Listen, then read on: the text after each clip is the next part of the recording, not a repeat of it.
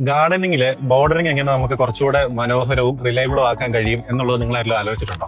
അതിനാണ് നമ്മൾ മാരിക്കോണിലുള്ള നമ്മുടെ കർവ് സ്റ്റോൺ ഉപയോഗിക്കുന്നത്. കർവ് സ്റ്റോൺ ബേസിക്കലി നമുക്ക് രണ്ട് രീതിയിൽ വെക്കാൻ കഴിയും. നമുക്ക് ഏത് ഹൈറ്റിലാണ് നമ്മുടെ ബോർഡറിങ് വേണ്ടത് എന്ന അടിസ്ഥാനത്തിൽ നമുക്ക് രണ്ട് രീതിയിൽ കർവ് സ്റ്റോൺ വെക്കാം. ഒന്ന് നമുക്ക് ഇങ്ങനെ നേരെ നാട്ടിയാണെന്ന് വെക്കാം, അല്ലെങ്കിൽ രണ്ടാമത് നമുക്ക് വെക്കാൻ പറ്റുമെന്ന് പറയുന്നത് ഇതുപോലെ കിടത്തിയിടാൻ കഴിയും. ഇതുപോലെ കിടത്തിയിട്ട് കഴിഞ്ഞാൽ അപ്പൊ അതിൽ ഹൈറ്റ് വീട്ടിൽ കുറയും. നമ്മുടെ കർവ് സ്റ്റോൺ എന്തുകൊണ്ടാണ് കൂടുതൽ എക്കണോമിക്കലി റിലയബിൾ എന്ന് പറയാൻ കാരണം എന്ന് പറഞ്ഞാൽ നമ്മൾ നോർമലി ഒരു വീട്ടിൽ നമുക്ക് ഇപ്പോൾ ഒരു ബോർഡറിംഗ് വർക്ക് ചെയ്യണമെങ്കിൽ അത് നമ്മൾ വാനം എടുക്കണം, അതിന്റെ അകത്ത് നമ്മൾ കട്ട കെട്ടണം, അതിനുശേഷം നമ്മൾ തേക്കണം, തേച്ചതിന് ശേഷം അതിന്റെ മണ്ട പെയിന്റ് അടിക്കണം. അപ്പൊ ഇതിനകത്തെല്ലാം ഉണ്ടായ ഒരു കുഴപ്പം എന്ന് പറഞ്ഞാൽ ഇതിനകത്ത് സർഫസ് എക്സ്പാൻഷൻ വരും. സർഫസ് എക്സ്പാൻഷൻ വരുമ്പോൾ ഓട്ടോമാറ്റിക്കലി ആ കട്ടകളുടെ ഇടയിൽ ഗ്യാപ്പ് വരികയും അവിടെ ഒരു ക്രാക്സ് ഫോം ചെയ്യുകയും ചെയ്യും. പക്ഷെ നമ്മുടെ കർവ് സ്റ്റോൺ ഉണ്ടാകുന്ന ഒരു കാര്യം എന്ന് പറഞ്ഞാൽ കർവ് സ്റ്റോൺ നമ്മൾ അഡ്ജോയിൻ ചെയ്ത് വെക്കുമ്പോൾ ഒരിക്കലും കർവ് സ്റ്റോൺ എക്സ്പാൻഷൻ എന്ന് പറഞ്ഞൊരു കാര്യം വരുന്നില്ല. അതുപോലെ തന്നെ ഇത് റീയൂസ് ചെയ്യാൻ പറ്റുന്ന ഒരു മെറ്റീരിയൽ ആണ്. നമുക്കൊരു റെനോവേഷൻ വർക്കോ കാര്യങ്ങളോ വരുവാണെങ്കിൽ കർവ് സ്റ്റോൺ നമ്മൾ അതേപടി ഒരു സൈഡിലോട്ട് മാറ്റി വെക്കുക. അത് എന്നിട്ട് വീണ്ടും നമ്മുടെ റെനോവേഷൻ വർക്കും കാര്യങ്ങളും കഴിഞ്ഞ് വീണ്ടും നമുക്ക് ബോർഡറിംഗിന് വേണ്ടി ഉപയോഗിക്കാം. നേരെ മറിച്ച് നമ്മളൊരു കട്ട കെട്ടി ബോർഡർ തിരിച്ചേക്കുന്നെങ്കിൽ അത് ഒരിക്കലും നമുക്ക് വീണ്ടും അത് ഉപയോഗിക്കാൻ പറ്റുമ്പോൾ നമുക്ക് കളയേണ്ട വരും. ഇതാണ് നമ്മുടെ മാരിക്കോണിലുള്ള നമ്മുടെ കർവ് സ്റ്റോണിന്റെ ഒരു ഹൈലൈറ്റ്. ഇങ്ങനെ മാരിക്കോണിലുള്ള കർവ് സ്റ്റോൺ യൂസ് ചെയ്തുകൊണ്ട് നിങ്ങളുടെ